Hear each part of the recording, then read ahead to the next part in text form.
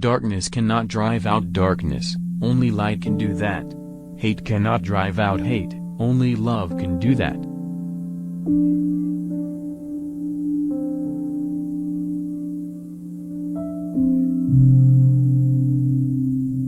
I have a dream that my 4 little children will one day live in a nation where they will not be judged by the color of their skin, but by the content of their character.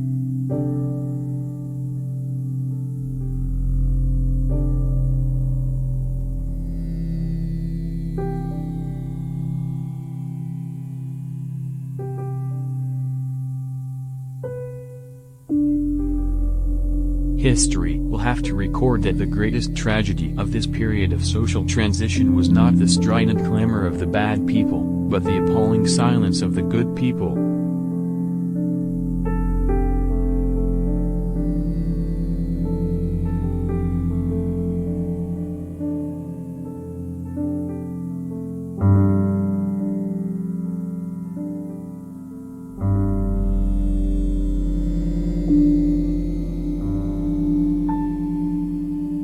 Now there is a final reason I think that Jesus says, love your enemies. It is this, that love has within it a redemptive power. And there is a power there that eventually transforms individuals. Just keep being friendly to that person. Just keep loving them, and they can't stand it too long. Oh, they react in many ways in the beginning. They react with guilt feelings, and sometimes they'll hate you a little more at that transition period, but just keep loving them. And by the power of your love they will break down under the load. That's love, you see. It is redemptive, and this is why Jesus says love. There's something about love that builds up and is creative. There is something about hate that tears down and is destructive. So love your enemies.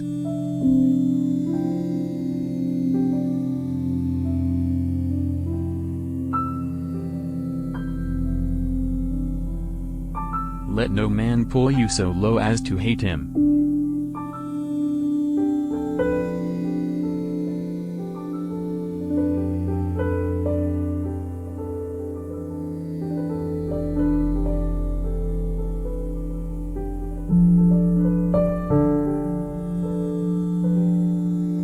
If you can't fly then run, if you can't run then walk, if you can't walk then crawl, but whatever you do you have to keep moving forward.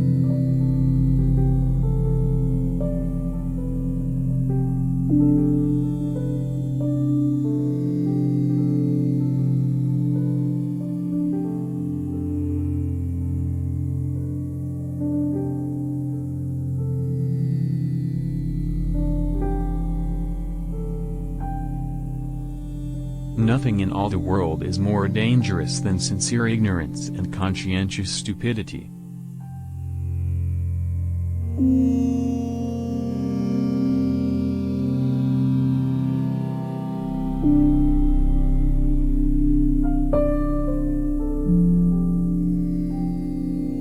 Science investigates, religion interprets.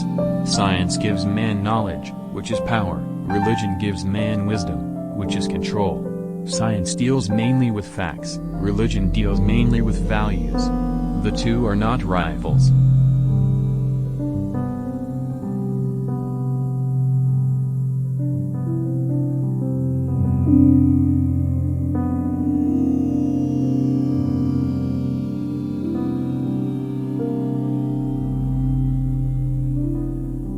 Forgiveness is not an occasional act. It is a permanent attitude.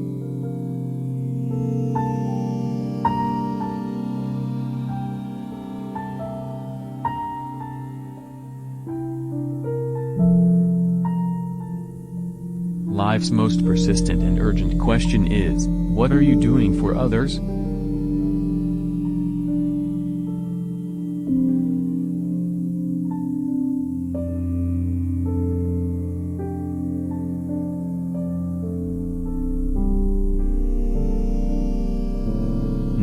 Never be afraid to do what's right, especially if the well-being of a person or animal is at stake.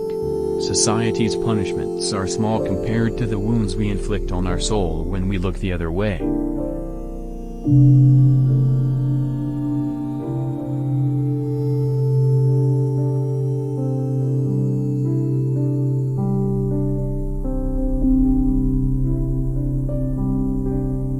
passively accepts evil is as much involved in it as he who helps to perpetrate it. He who accepts evil without protesting against it is really cooperating with it.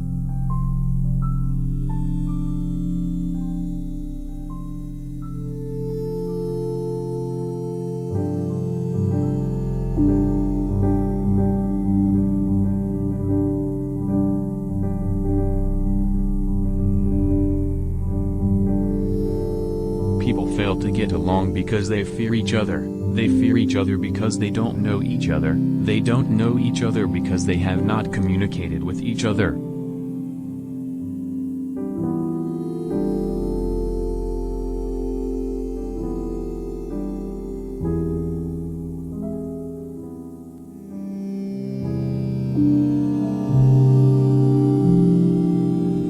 The ultimate measure of a man is not where he stands in moments of comfort and convenience, but where he stands at times of challenge and controversy.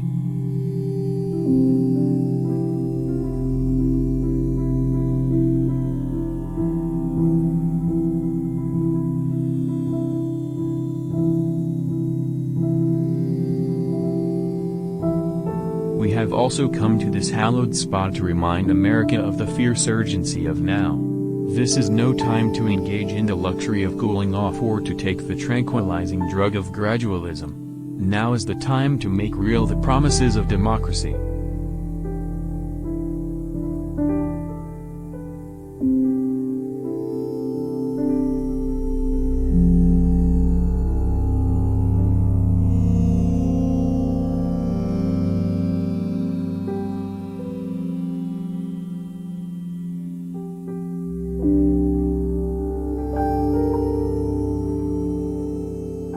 We are prone to judge success by the index of our salaries or the size of our automobiles rather than by the quality of our service and relationship to mankind.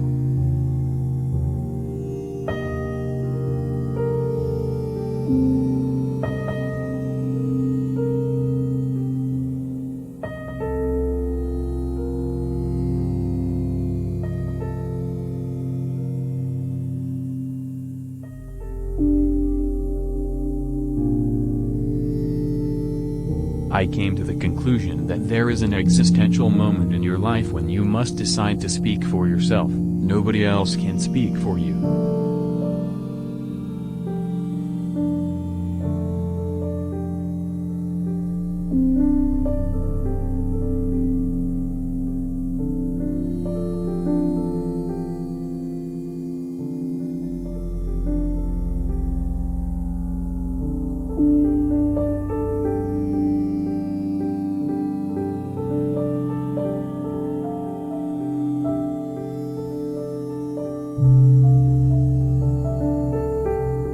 Violence as a way of achieving racial justice is both impractical and immoral. I am not unmindful of the fact that violence often brings about momentary results. Nations have frequently won their independence in battle. But in spite of temporary victories, violence never brings permanent peace.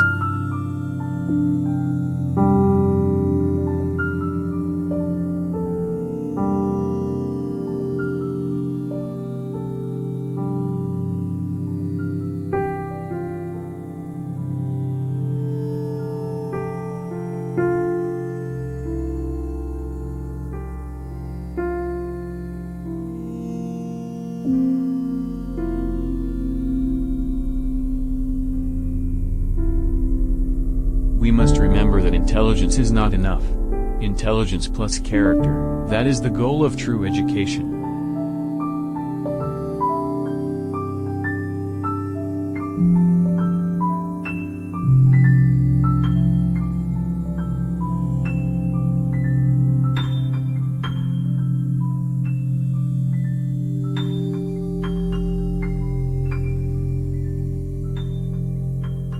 Every man must decide whether he will walk in the light of creative altruism or in the darkness of destructive selfishness.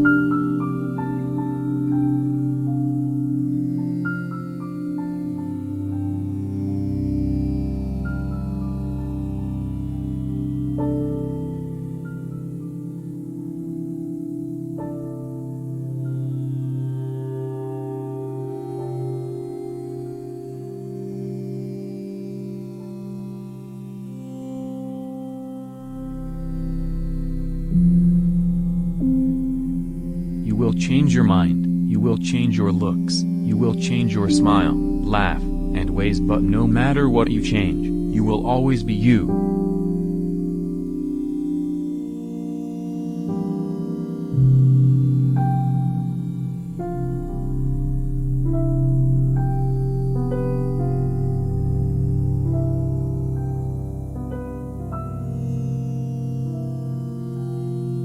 That old law about an eye for an eye leaves everybody blind. The time is always right to do the right thing.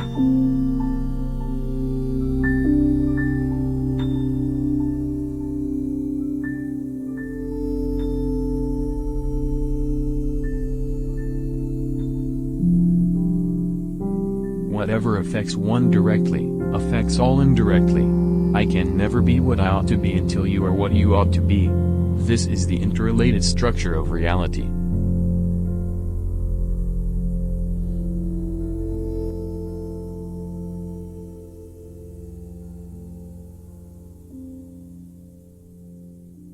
Law and order exist for the purpose of establishing justice, and when they fail in this purpose they become the dangerously structured dams that block the flow of social progress.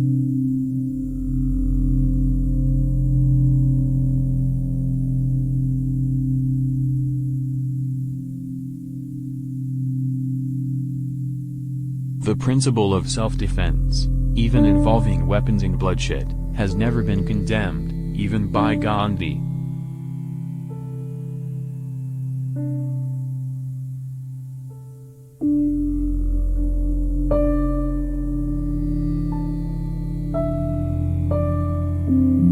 We know through painful experience that freedom is never voluntarily given by the oppressor, it must be demanded by the oppressed.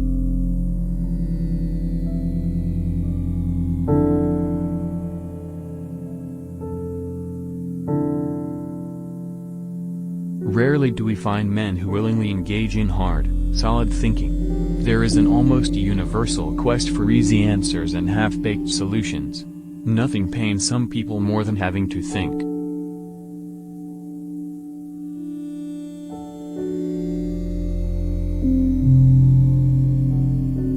Non-violence is a powerful and just weapon, which cuts without wounding and ennobles the man who wields it. It is a sword that heals.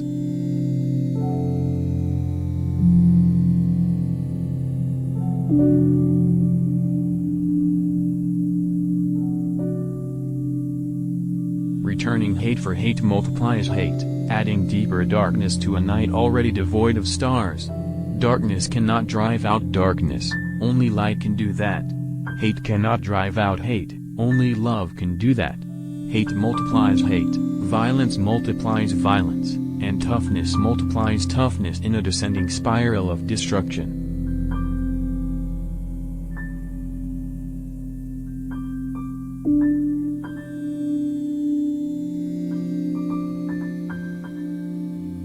Everybody can be great, because anybody can serve. You don't have to have a college degree to serve.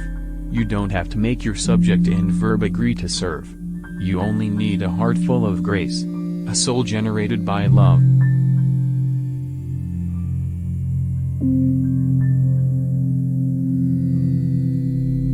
There comes a time when one must take a position that is neither safe nor politic nor popular, but he must take it because his conscience tells him it is right.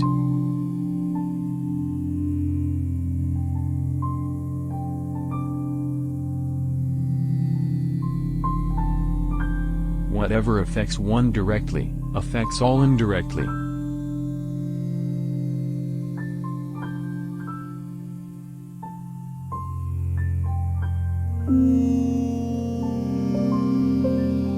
No one really knows why they are alive until they know what they die for.